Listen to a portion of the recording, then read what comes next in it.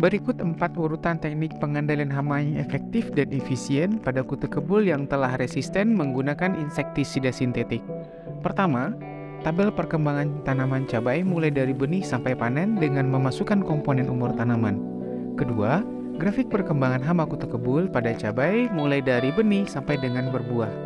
Ketiga, jendela penyemprotan, dan yang keempat, opsi penyemprotan insektisida. Oke, kita bahas satu persatu setiap poinnya dengan singkat.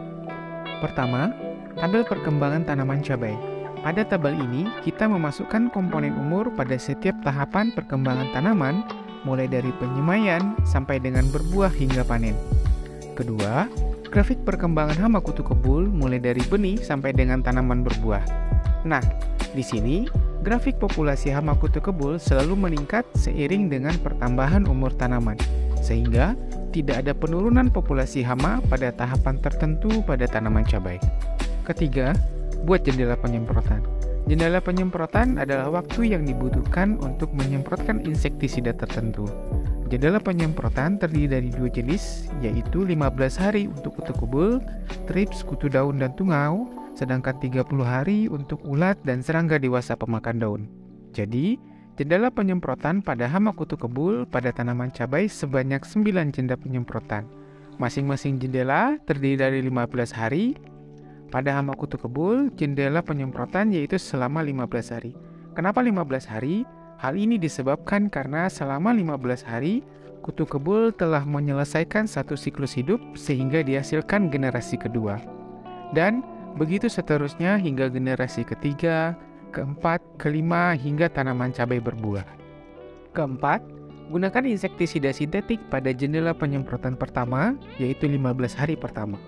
Dosis insektisida yang digunakan sangat direkomendasikan sesuai dengan anjuran penggunaan insektisida. Hal ini bisa dilihat pada di balik kemasan atau brand insektisida yang digunakan.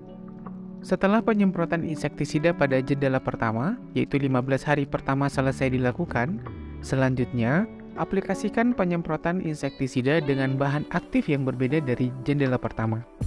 Misalkan pada jendela pertama, kita menggunakan bahan aktif diafenturion, maka jendela kedua kita menggunakan bahan aktif imidacloprid. Hal yang sama juga berlaku pada jendela penyemprotan ketiga. Gunakan bahan aktif yang berbeda pada jendela penyemprotan pertama dan kedua.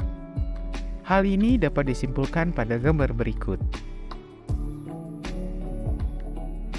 Ada beberapa catatan agar pengendalian insektisida sintetik lebih efektif dan efisien dalam mengendalikan kutu kebul yang resisten pada tanaman cabai.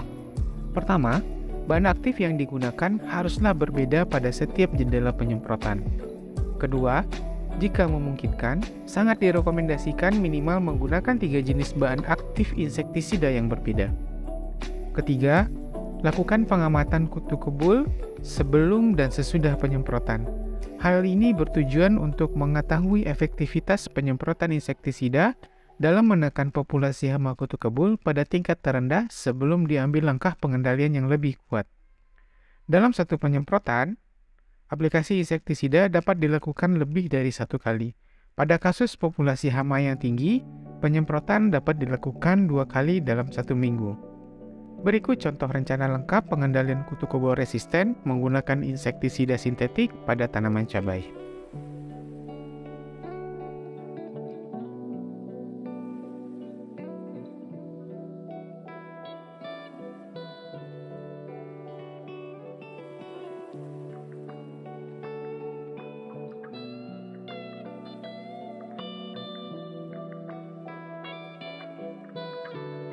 Terima kasih telah menyaksikan video ini hingga selesai. Semoga bermanfaat. Sampai jumpa di lain waktu dan see ya.